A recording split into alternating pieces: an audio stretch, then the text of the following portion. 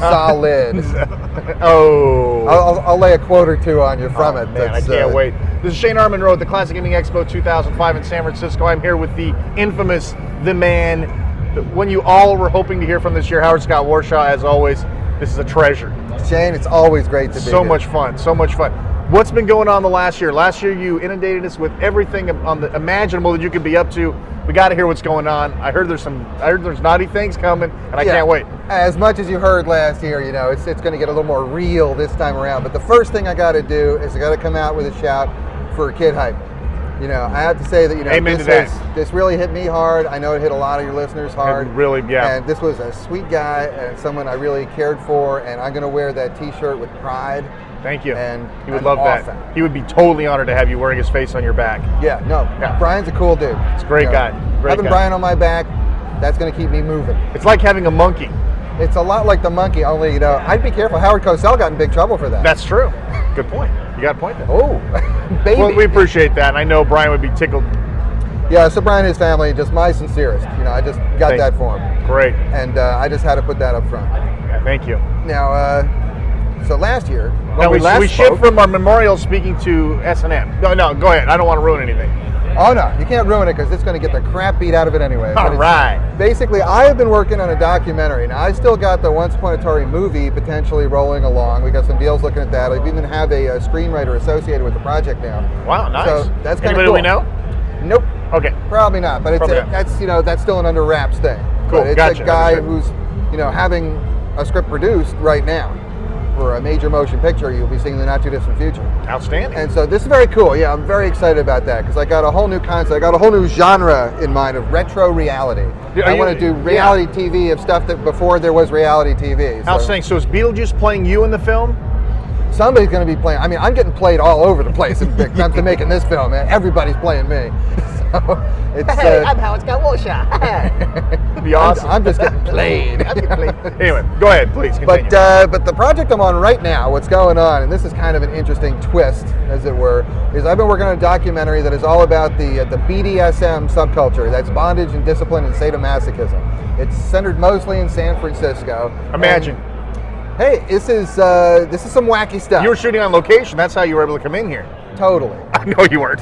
Totally. Now I'm shooting everything I can get near, but this is unbelievable. Oh, this is a thing that I had a friend who started to get into this world, and I thought I knew what this was about. I thought I knew all about the S&M stuff and what was it about. And I thought, is it for me or not? I don't know, but it's, you know, I just thought I had a beat on it. And then when I started finding out what was going on inside of it, I thought, whoa, man, I was way off base. And it was so far off that I thought this is worth a documentary. So I started interviewing people, and I have hours and hours of just unbelievable stuff.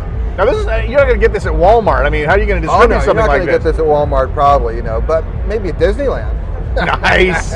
The mouse is in the house. Yeah. But what really happens at Cinderella's castle after midnight? Oh man, yeah, the evil witch. How did she get that way? No, are you kidding me? I want to see all the chicks that hang out in that castle all getting down together in one room at the top of the castle and make a pile. Yeah. Yeah. I was just at Disney World. They had Belle, they had Snow White, Cinderella. They had them all in one room. And just your thoughts start going way out of control. This thing is wild. No, this is just, I mean, I got stuff like this. I have one woman who's talking about, there are people who teach classes on techniques for how to deal with this stuff. Is that something you get at a community college or what? I mean, S&M 101? Or? Oh, no. This is, you sign up for it, but not through the government. Yeah, I bet. That's for sure. You get a grant for that, though. That's the important part. Well, you can get all kinds of things granted, including some wishes. But I'll tell you, it's so she's got this. She's talking about when she teaches her class, and people come in, and she says, it's like, I'm glad if people learn from what I do, and that's pretty cool. And but I don't demand that people have to listen to everything. She goes, in fact, I'm not a guru because I don't expect people to just swallow whatever it is I have to give them unless it's strapped on. That's the kind of stuff that I'm getting, and I have hours of this, and it's unbelievable. So is this just supposed to be like an outside look at S&M type thing, or is it supposed to be? Is it themed to something? It's an inside look. What this is it's a view behind the scenery on the S&M world. Everybody sees the outside, the facade. What it looks like. but nobody sees the other side of it. There's a Right. whole nother world that's really happening there. Do you have a whip on you right now? You want me to whip it on you? I'm just wondering if you do, because there's some bulge in your pocket. I know. I know you're not happy to see me. There's a lot of ways to say whip it out. Is that a gun in your pocket? I know where it's coming from. Now, I am known for my whips. It's true. This is true. I've heard stories from Atari. Anybody who's seen, Once Upon Atari has seen the infamous Raiders of the Lost Ark experience. That's right. There's a whip in there. R&D. I think personally, I think you have discipline. a subliminal desire to use whips and get into that world. That's why Indiana Jones. Is that's it where the subliminal? Maybe I don't know. Maybe I need to gear it back a little bit. Maybe so. Gotta calm Who down. knows? But I just think this thing is just going to blow people's mind. So where are you at? I mean, are you in the middle of shooting this guy right now? I've got all the interviews. I'm in editing right now. This thing will be Okay. available in about 2 months, 2.5 Really? months. Okay, now By where do you get Christmas. this? By Bondage.com Christmas. or what? No. Vice and Consent is the name of the documentary. It's called That's Vice and brilliant. Consent. You like I that? assume that's your title. That's my title. It's Vice Vice and and I Consent. already Awesome. have viceandconsent.com. Within a couple of weeks, there will be a promo. I'm going to have a 1.5 or 2 minute promo. Is that going to be in the next Disney flick trailer? I'm sure Disney's going to be all over this. I bet. Although they may have to be fighting Pixar, for the first rights to get in there. Because I know Shrek has been getting into some wild stuff while That's he's right. been spending his time back at the shack, So I know that they'll be all over this stuff. That's awesome. And it's So it's Vice seriously, and Consent. so where can you get this thing? Vice and Consent. What I mean, Well, it'll be available online, just like Once Upon Atari is available Gotcha. online. You'll be able to get Vice and Consent when it's ready online. We're going to go into film festivals with this. I mean, they're going to be selling it to the community. It's going to be all over the place, hopefully, and maybe it'll be at a terminal near you. It'll be at an online connection near you. So just the tell name everybody to look sounds for Vice and familiar. Consent. I think isn't Sony bringing that to the PlayStation Portable? GTA Vice and Consent. You should see the special controller adapter they're making for it. Now that is going to be unbelievable. It has an extra heavy vibra unit inside, I'm sure, for the Rumble pack. You know the game that you just can't put down? This is the game that you can't put down or you get punished. So it's Awesome. So I think people are going to be all over this. But this is, I guarantee you, this thing is just going to, everybody has a point of view. They have their thing that they think they know what's going on with S&M. And for the people who think they know what it is, they're going to get stuff so over the top from what they thought, it's going to blow them away. And on the other hand, you're going to see stuff you never imagined was associated with it. I challenge anyone to watch a minute of this and then not watch the rest of it. I just don't think people are going to be able to do it. It's just so unbelievable. Okay, give us something. Just give a little taste. What's something that everybody has a misconception on that's really not true, or that you found interesting? Well, the first thing that I found really interesting is that really what the S&M stuff is all about is trust, loving, intimacy. Now Leather shackles really convey that well.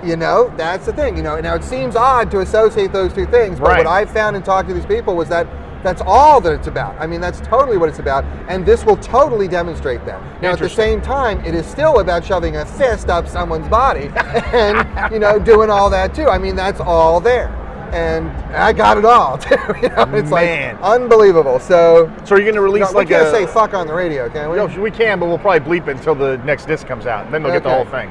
Well, bleep might work with this. I'll give you another quote. Yeah, give it to me. Got one woman who's talking about the internet. Because there's the internet scene. There's people who do, the S&M stuff or the dominant and submission stuff. There's people who are doing this together in person, and there's people who do it online. Now, the idea of giving someone a whipping or a caning online, a little absurd. Yeah, a little absurd, but a lot of people are Unless into you're that. Middle Eastern. So this one woman's talking about that, and she goes, I don't buy this internet crap. She goes, I think on the internet it's crap. She goes, because I'll tell you something. She goes, I want to feel skin. I want to smell sweat. I want to see blood. I want to see someone cry. I want to fuck people, and I want to get fucked. Now, how the hell are you going to do that on a video screen? I think that was Osama bin Laden's dying words. There it is, and I'm telling you, this is the kind of material that I'm dealing with, and I'm just going crazy just trying to edit the stuff. Were you sexually aroused through most of this, or what's that? Were you sexually aroused through this, or what?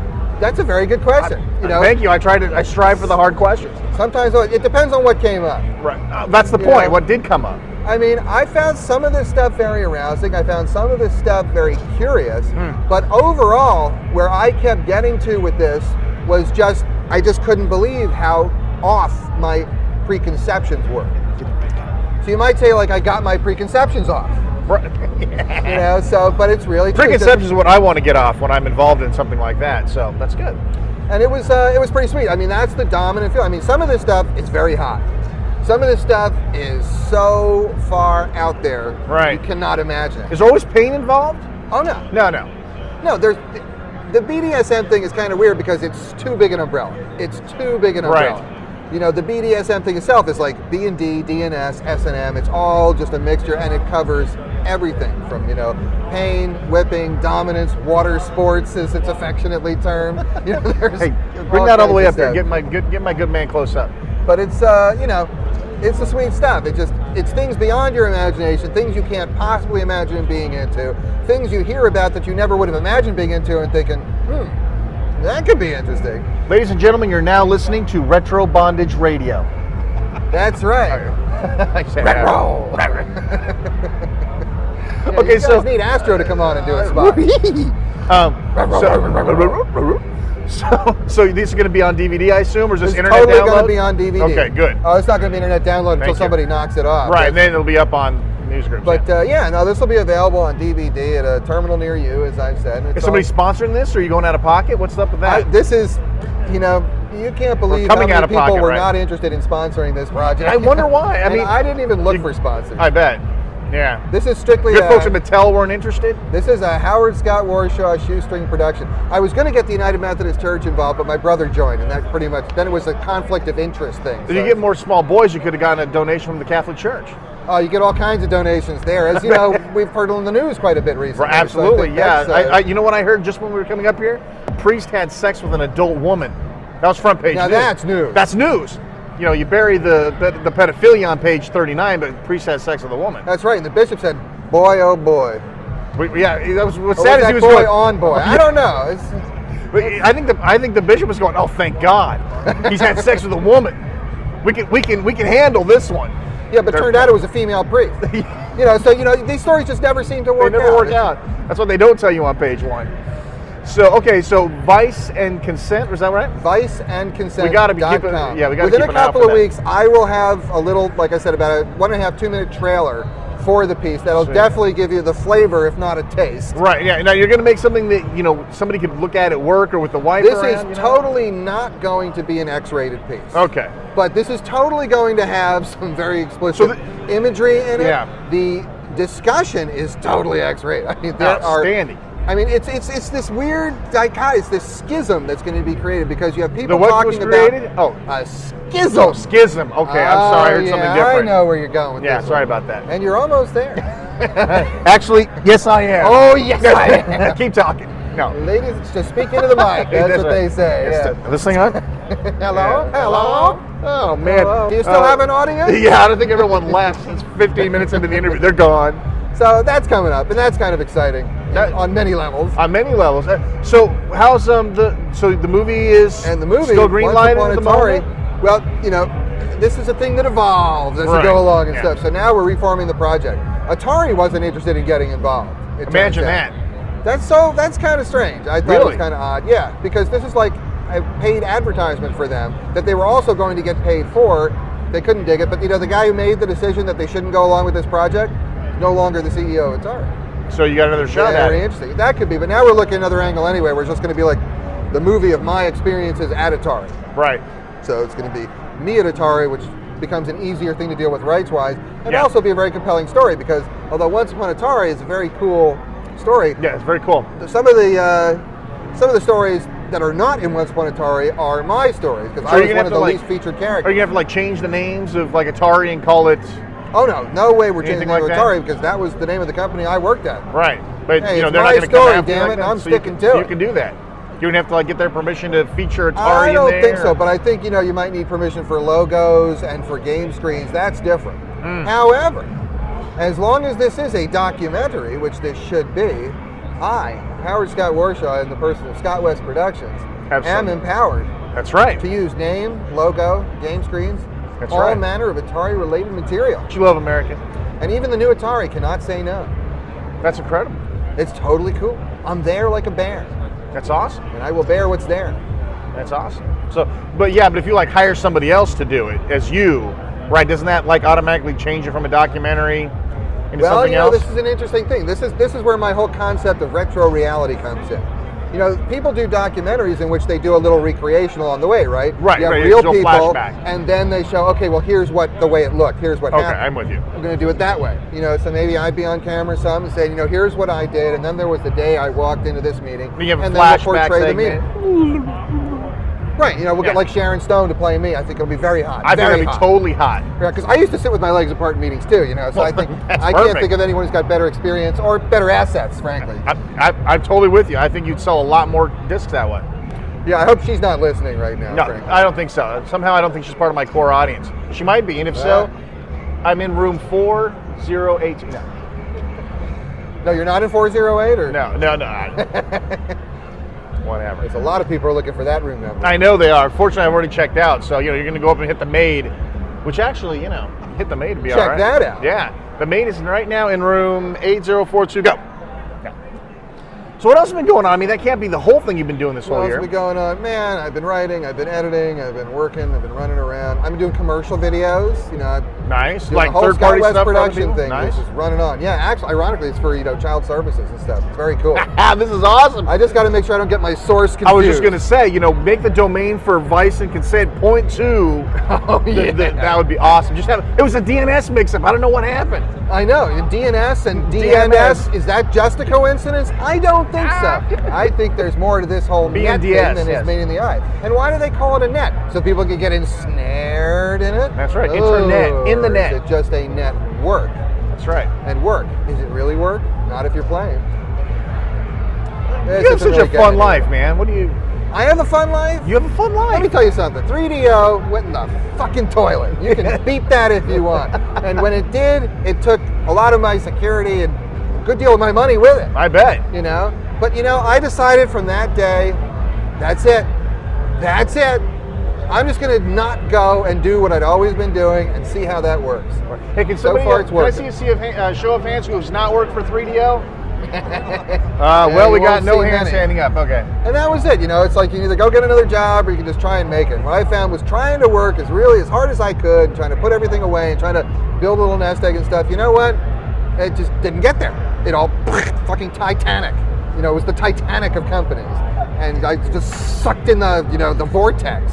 And so I said, well, maybe I'll try not trying to really make much of a living and see if I can just keep going. See if it works the other way. So far, I've basically maintained the same lifestyle for a while. Wow. And, thanks to the Internal Revenue Service, I haven't had anything to sit on Right. for quite a while. I mean, Yeah. they not only upped my ass, they took a withdrawal. Yeah. So for those people who this is their first time hearing from you, talk a little bit about Once Upon Atari. Hey, well, that's interesting. Well, Once Upon Atari is the documentary series that I did to show people what was really going on behind the scenes at Atari.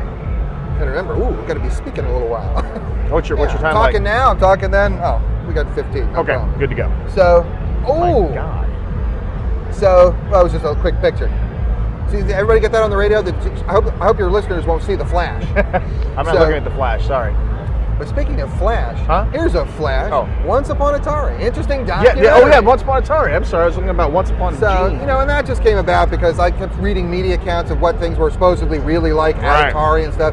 And what was so lame to me was A, how full of crap these accounts were, and B, how much more interesting the actual stuff that we did was than these accounts that people were putting together.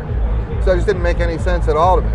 So I decided it's time to do this. So I waited for the statute of limitations to run, which I needed to. Right. Because a lot of the material is iffy at best, if not outright illegal. And I became a video producer to do that story, and I've told that story. Now that's available at onceUponAtari.com.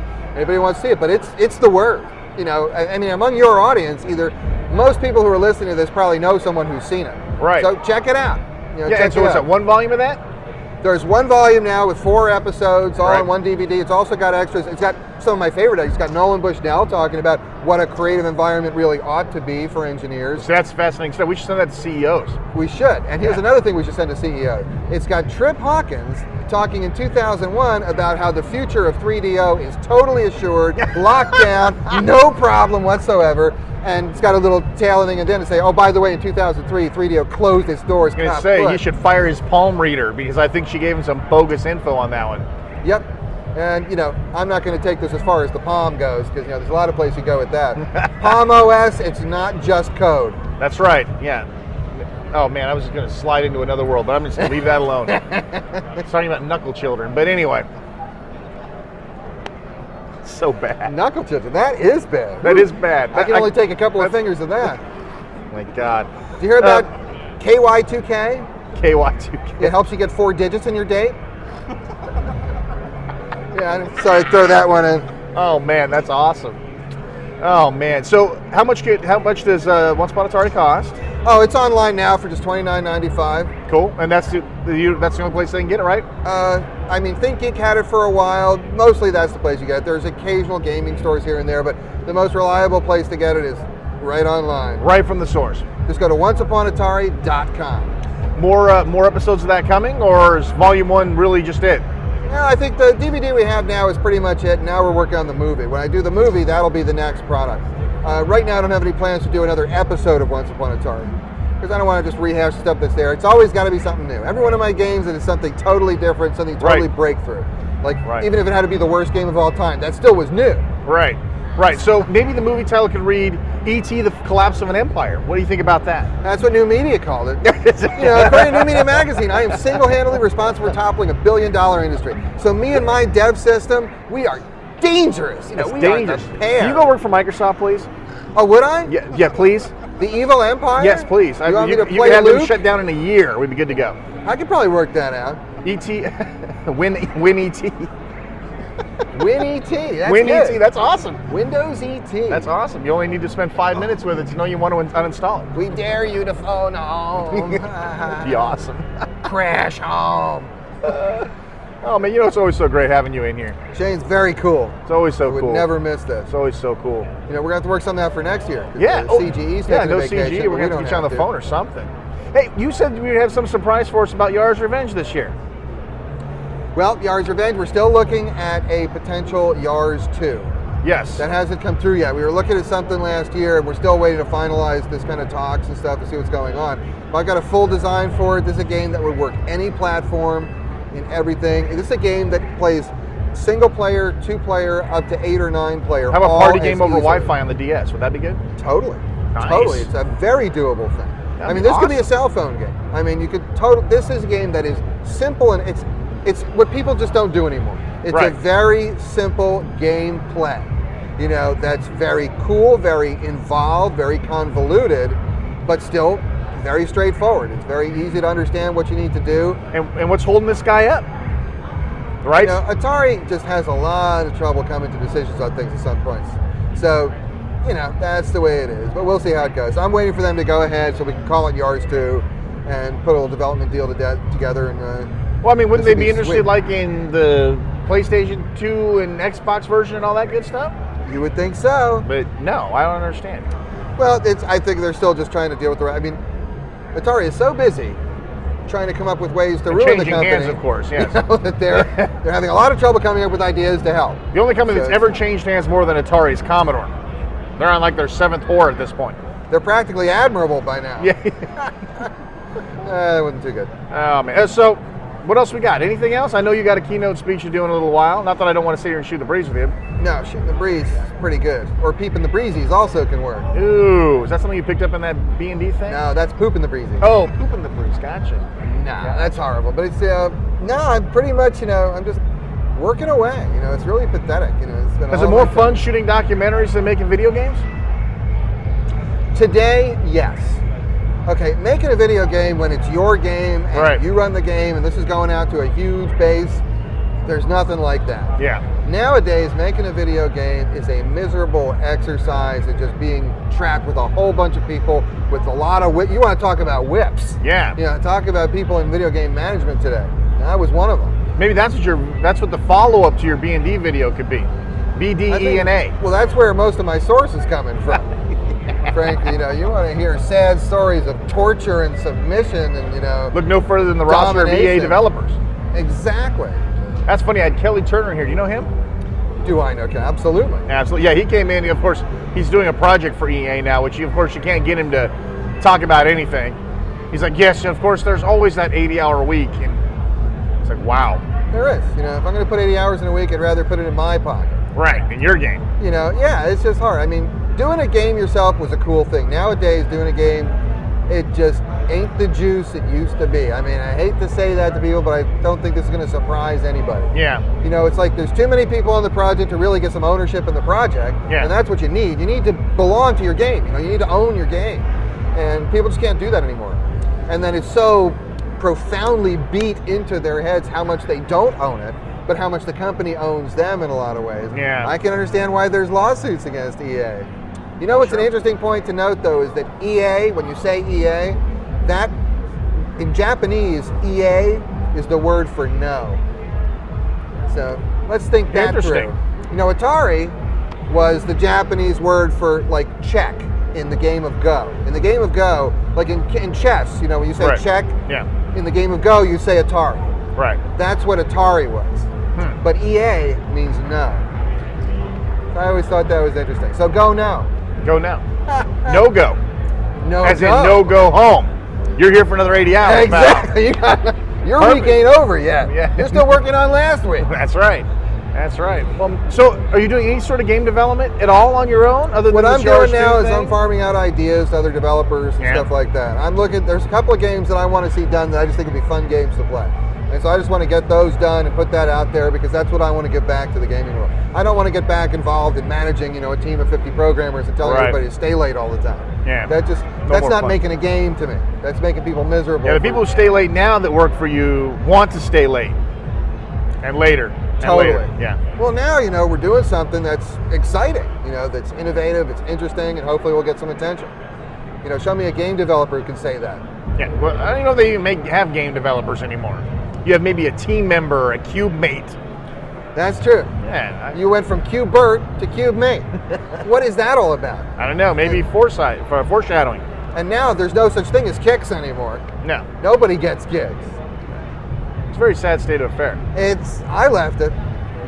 Now, would I go back? Maybe. But now I know exactly what I have to ask for. So, like, if I were going to get back in games, there'd be a whole package. I mean, I know exactly how things need to be. And, you know... But could you do it? I mean, you'd have to either work for somebody or somebody'd have to work for you. Yeah. I don't know if you can have any fun with it in today's market. There's two things I learned. One, you can always have fun with anything you're doing if you bring the fun to it. Yeah, absolutely. Like, look at this interview. Yeah, look at me. I mean, I'm a party bomb that could go off at any moment, you know, and that can happen anywhere, anytime. I'll pass out the plastic. That's a good idea. The first 3 rows might get converted. Be careful. So, and I was thinking something else. That's all right. Yeah. No, we're completely going down the wrong path here. Well, thank you very much for entertaining my Sunday afternoon. Always a pleasure. You know, but the thing is to try and define fun in terms of making a video game. Right. It's not impossible, but nobody has the current strategy for it. Yeah. You know, the thing is, right now people are not enjoying making video games and nobody's doing anything particularly innovative. Right. The only innovative game I've seen recently, Grand Theft Auto. And you know, most of the developers of Grand Theft Auto, they're pretty happy people. They all feel pretty good about themselves. Making mad fat bank, probably. Well, some of them are making mad bank, but a lot of them are just working on a project they're totally believing in that they feel like they have a piece of, because I don't think they're doing the massive team thing like some other places are. You're the man to ask this question. I asked somebody else, and I don't know, it didn't work out right. The hot coffee mod, Grand Theft Auto San Andreas, I'm sure you're familiar with it. Your thoughts? Specifically, do you feel Rockstar is responsible for this scenario? Or do you think it's the people that modified the game to break out the content that are responsible? In other words, do you think Rockstar's getting a fair rap out of this? Well, I think the people who are on the attack don't have an opportunity for anyone to get a fair rap. I mean, they're after blood for whatever they're doing. I think, you know, my understanding is Rockstar laid the images in and hit them. Yeah. And somebody else popped them. Yeah.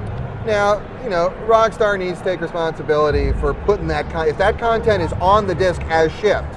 Right. If they put the content in the disc. Yeah. They put the content in the disc. You don't have to ship the disc that way. Right. So they got to be real about that. But they put it in and locked. Yeah. But, you know, anything that's locked can be... You don't put stuff on a disc so people can't find it. Right. You only put stuff on a disc so people can get it.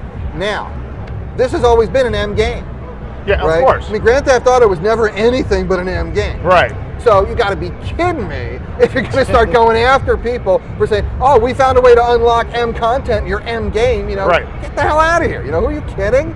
You know, so I think, yeah, Rockstar's responsible for what they did, but why isn't Rockstar standing up and saying, yeah, that was us? What, did they think? I mean, what was the deal with Walmart? Walmart said, oh, well, as long as we don't have that kind of content, it's okay to rip people's fucking guts out of their face and smear them with, you know, flamethrowers and, you know, katanas, and then we're going to get the chainsaws out, and then we can spray paint them when we're done. Yeah. Yeah, now, if Kmart's got their own fantasy over what they can do to make a hell of a lot of money selling this game, because everybody, that's why it was in the stores. It wasn't in the stores because, oh, well, this really isn't M content. Yeah. It's in the stores because they're going to make a lot of money selling it. So let's call a spade a spade. Right. And it's an M-rated game. They put some M-rated images in the game, some of which were locked, some of which were not. You know, I mean, there's still plenty of stuff they got going. So to me, it's another, this is the kind of hypocrisy that has gotten me into making documentaries instead of video games. You know what's funny about making that kind of documentary, because what I've seen, you can correct me if you see something different. What I see is violence is okay. Anytime you take the sheets off the bed, everybody starts screaming bloody murder. What the hell? The European people run around naked having sex on the streets. Nobody has a problem with it. Their kids don't grow up to be Ted Bundy. But it's okay to unload a shotgun on a group of civilians. We're okay with that. M rating, we'll put that in the stores. Well, I mean, my take on it is, you know, look, there's a difference between fantasy and reality. Okay? I mean, to say nothing of the fact, you know, like, geez, you know, if TV really influenced people, if games really influenced people, comedy would be breaking out in the street. Yeah. You know, it's like, there'd be one big episode of Friends in here. Right, you know, and that's not happening. Right. So I think that's way overplayed. And, you know, I mean, people, let's get real. I mean, these are fantasies. If you have people that can't tell the difference between exercising a video game and working in real life with other people, they've had bigger problems. Video games is not going to be where this problem is. You know, people were machine gunning, you know, public spaces before video games. Absolutely. You know, you had psychotics then, you got psychotics now. All you have is more elaborate things to get more psychologists on TV to earn consulting fees. Well, you got more media coverage now, too. You got 5 24-hour news channels that have to have content 24/7. They're picking and choosing. Yeah, and they're rerunning, too. Yeah, exactly. I love that. It was, I guess there was a baseball celebrity that faked a mooning. This was a few months ago, I think, at the not the Super Bowl, obviously that's football, but whatever.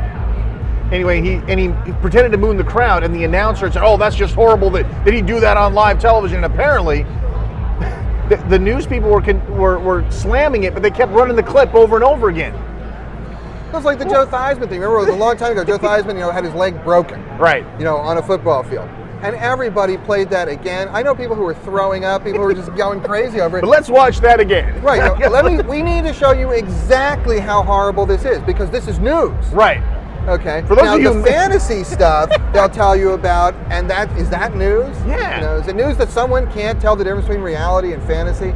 I don't know. Well, it's like I never got to see Janet Jackson's boob pop out at the Super Bowl party. But TV made sure I got to see it like 100 times the next day. And the web gives you your choice of boobs all over the web. That's right. So you got that going. Howard Scott Warshaw, I know you got to get out of here. Always a treat to have you in here. I wish we could just sit here longer, but I know you got a keynote. No, it's totally cool. I just want to say one thing to your viewers, you know, and that is that, you know, when you got your Playboy, you're not actually screwing the chick. You know, so let's just keep that straight. Let's all keep that in mind. You know, that's going to be our new tagline next year. Thanks again, Howard. Thank you, Shane. It's always a pleasure. Always a pleasure. Thank you. And hey to Brian again. Thanks. Thanks, Vince. Great, man. Good luck on your note. I'll be in touch. Thanks. All right, man. Later, guys. I actually got the whole interview. Did you? Yeah. Dude, don't